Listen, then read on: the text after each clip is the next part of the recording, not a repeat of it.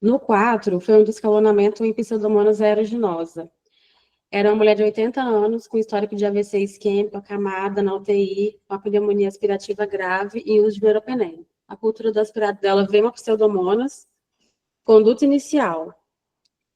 Meropenem é 1 grama de 8 em 8, porque quando vem essa cultura aqui, a tendência é eles esquecerem essa parte intermediária, né? Só olha para o que é sensível. Nem lê o que está aqui embaixo sobre o intermediário. Já vai logo Pseudomonas, sensível meropenem e meropenem.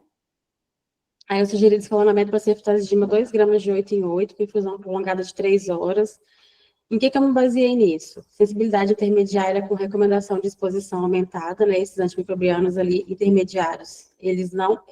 essa palavra intermediário nem é mais...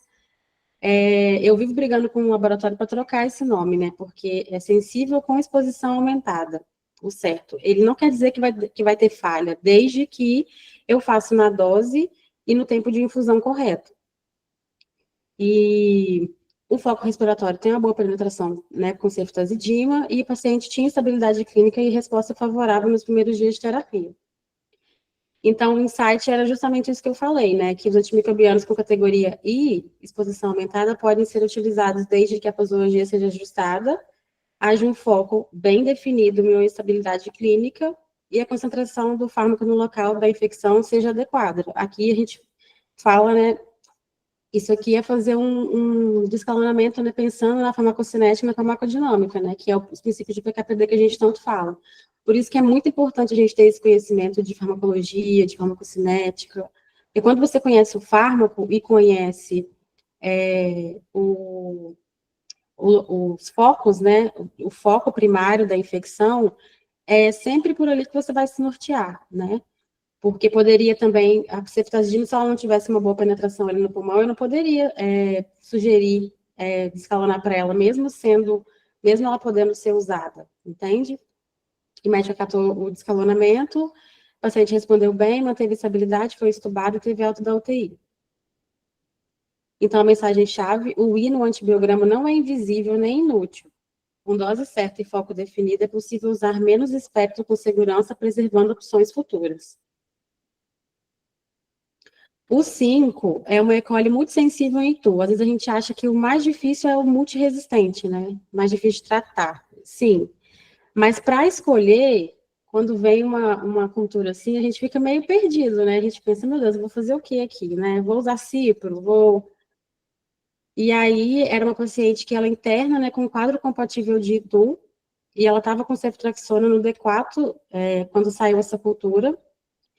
E aí eu sugeri o descalonamento para clavulin, né, já passando para VO, porque ela já tinha feito 4 dias de ceftriaxona, já estava ali com estável, né, não tinha via oral preservada, então eu sugeri para amoxicilina, pensando no menor espectro possível, e considerando, né, que era uma leitura não complicada, que a paciente estava estável, que teve uma boa resposta inicial com ceftriaxona, né, e além de quando a gente sugere o switch, a gente tem a chance de viabilizar uma alta mais rápido, né, para gerar um leito de SUS, para, né, para gerar uma economia para o convênio de um dia salvo de internação.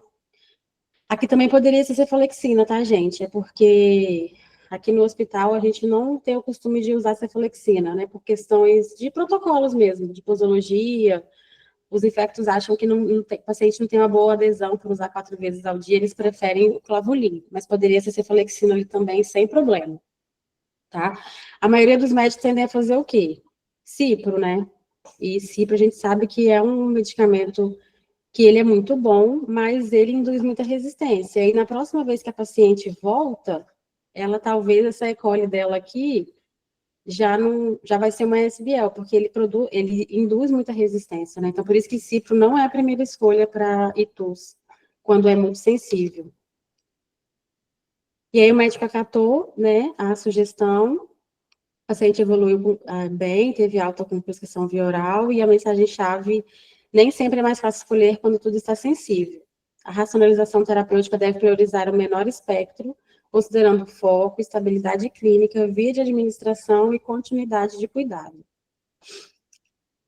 Sexto, eu trouxe 7, tá, gente? Já tá acabando. Conta de catéter positivo sem hemocultura, e agora? no dia 11 do 7, cresceu uma pseudomonas e uma ponta de catéter. Só naquela cultura da ponta, isolada.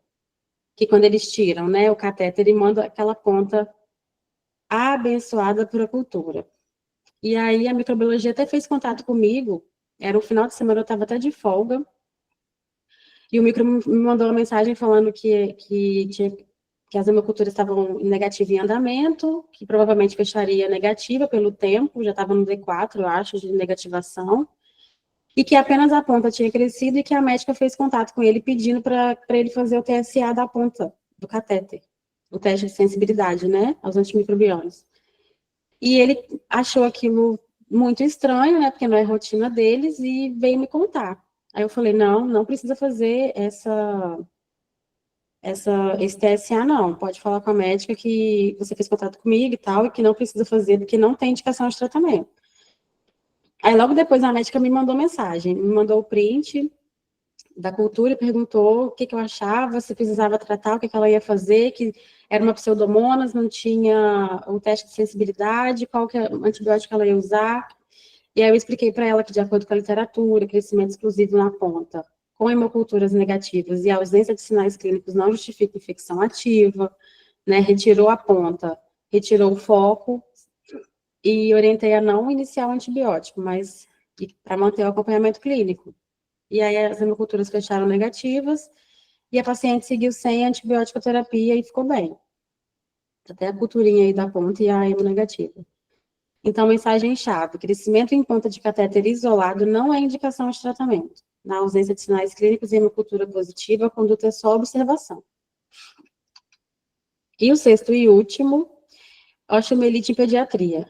Isso aqui foi uma surpresa pra gente. Uma criança de 6 anos que teve uma picada de abelha no dedo da mão e internou para fazer um procedimento cirúrgico, porque deu uma infecção local ali muito feia.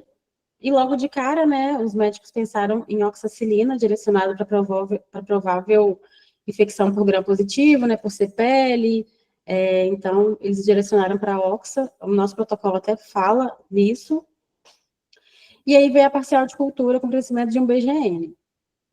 E aí eu sugeri iniciar a ceftriaxona conforme o protocolo habitual, alinhado com o perfil microbiológico nosso.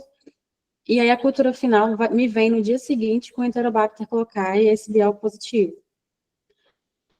Aí a conduta foi, eu reavaliei minha conduta, né, junto com a infectopediatra, e a gente iniciou ciprofloxacino para ele, tá vendo? Sempre preservando o menor espectro, o cipro era intermediário, então quando é intermediário você pode fazer desde que seja numa dose aumentada, e como era criança, a gente queria dar alta, a gente orientou, né, fazer as 48 horas EV e depois dar alta com um oral. E a paciente apresentou boa resposta, teve alta só com ciprofloxacina oral para completar o tratamento ambulatorialmente. E aí passou, né, por 38 dias, né, que são 6 semanas, porque foi um tratamento para osteomielite. E a mensagem-chave, nem sempre o patógeno vem de onde a gente espera, né? Então, uma parcial de cultura pode revelar o inesperado e permitir uma intervenção precoce.